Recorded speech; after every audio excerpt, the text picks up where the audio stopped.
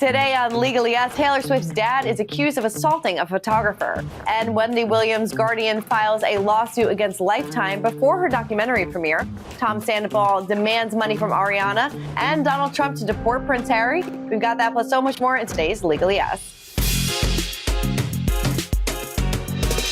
Hey everyone, and welcome to Legally Yes. I'm Christina. That's Neama Rahmani, President and CEO of West Coast Trial Lawyers. Hi, Neama. How are you? Doing great, Christina. How about you? Doing good, doing good. Lots of news to get to this week. So let's kick it off with Taylor Swift. Her father, Scott Swift, was accused of assaulting an Australian photographer following a night of celebration with the singer. So an investigation was launched by the New South Wales Police Force in Sydney, Australia, after Scott allegedly attacked a man named Ben McDonald at a ferry wharf in the early hours of February 27th. Scott allegedly got into a physical altercation with McDonald at 2:30 a.m. after Scott and Taylor were getting off a luxury yacht where they toasted the end of the pop star Sydney Eras tour shows. McDonald alleged that she got off the boat, she walked towards security guards who were shoving umbrellas in our faces, and then he charged. McDonald, who is the chief executive of Matrix Media Group, claimed that Scott probably decided he needed to defend his daughter for some reason. In an audio clip obtained by the outlet, both Scott and security guard can be heard telling McDonald not to touch the umbrella that Taylor was hiding under as they exited the yacht. In photos from the outing, Scott is holding tight onto his daughter's hand as she tries to remain out of the camera's view. In response to McDonald's allegations, Swift rep said in a statement, two individuals were aggressively pushing their way towards Taylor, grabbing at her security personnel and threatening to throw a female staff member into the water. So obviously this is an investigation now. It seems like this photographer, has had some history of getting into, scuffles with celebrities in the past. So what's the next step in this situation?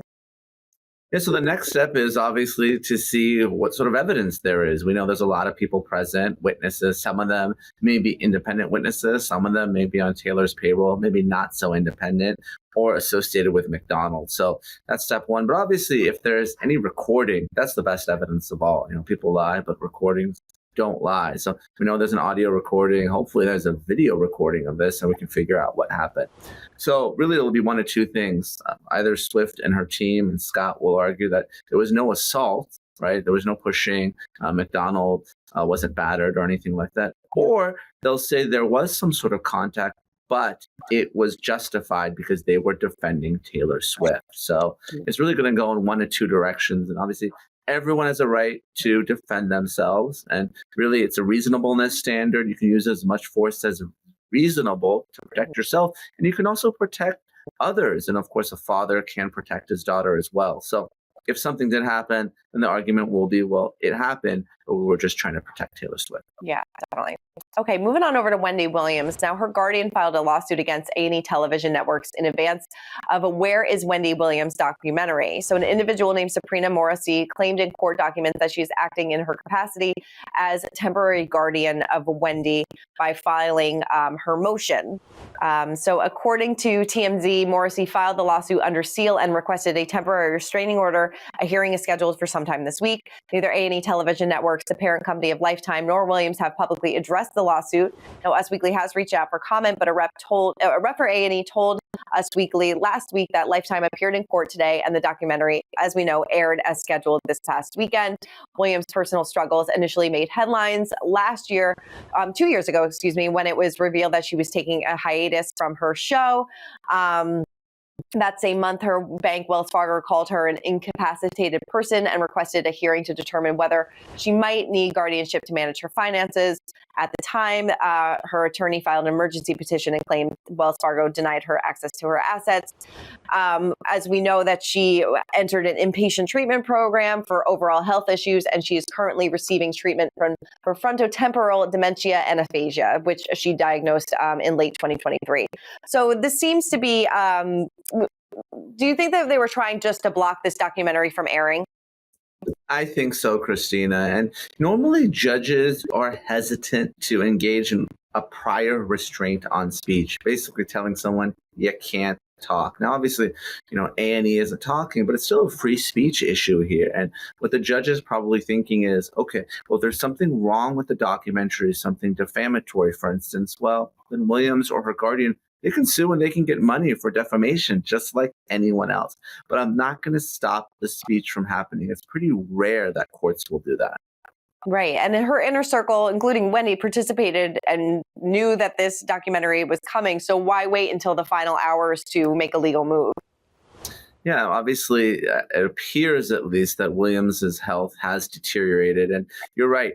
It's a question of, her family members participating, Williams herself signing off on this. Now, one of two things may have happened. Either Williams didn't know what she was agreeing to, and they're trying to unwind that agreement, or there was some sort of breach where they agreed to one thing, but A&E is doing the other. Now, typically, and again, Williams is obviously maybe differently situated, but typically when the studios or networks, they agree to do a documentary or a docuseries or anything, they're not going to necessarily cede creative control to the person that they're filming. So that would be surprising. But again, I don't know what type of deal Williams and her A&E had and whether A&E complied with the terms of the agreement or not. Sure. So what do you foresee happening in this court, this scheduled court date that they have? Since the documentary already aired, could they just block it from being aired again? I mean, it's once it's out there, it kind of lives forever nowadays. So I don't know how they're going to tear everything down, I guess. Exactly. Christina, you can't put the toothpaste back in the tube. It's already out. So, again, if there's anything unlawful that happened, then A&E may have to pay Williams or her family members damages. We've seen settlements in other cases, obviously, with Netflix and Sofia Vergara. And that documentary, there was a quick settlement. So whatever happens, it's going to be about money that's paid, if any. I can't see a situation where a judge is just going to block this from being aired entirely. Right. All right, moving on over to Tom Sandoval. He has responded after Ariana Madix sued him for $2 million in hopes of selling their shared home. He claims that Ariana failed to disclose sufficient facts to state a cause of action, and therefore feels her partition of the residence should not be granted. So the documents also claim that Ariana did not perform her lawsuit reasonably and in good faith, and she failed to mitigate whatever damages she suffered via her own documents. So in the case that a partition is granted, Sandoval has also requested to receive accounting and money adjustments for any repairs or improvements that he's made to enhance the value of the home. So last month, Ariana claimed in court documents that the discord between she and Sandoval is continuing to have a negative effect on the ownership, and she can't really enjoy the enjoyment of interest of their co-owned property. At the time, Ariana asked the judge to have the residence partitioned by sale, which would instruct Sandoval to sell and split the earnings. So break down exactly what Tom is asking for now. We all love a good Vanderpump Rules lawsuit, me especially. So, what's happening here, and we've talked about it previously in some other cases, Brad and Angelina, for instance, is, whenever two people co-own a property, they can sell their share to someone else, or what they can do is ask for the property to be sold and the proceeds divided. That's what we call partition by sale. And there's a partition in kind where you literally divide the property. Well, you can't do that with a house. And so Ariana has the upper hand here, and the court will order the sale of the property. So she went ahead and sued Tom. And what we're seeing from Tom's filing is a bunch of boilerplate legal defenses. These are things that lawyers throw out there because if you don't raise those defenses in your answer or your first responsive pleading, then you might lose them. I think the only claim or defense that Tom really has is the accounting. If two partners put in different amounts of money into a business or a property, then Tom may be able to get his share back. So if he did really pay $90,000 more than Ariana, I would expect him to get that on top of his 50% when the property is sold. But that's about it. This house will be sold and they're going to go their separate ways. Right. So he's basically in this, he's kind of looking for that $90,000 that he loaned her and then the money that he put into the house on his own.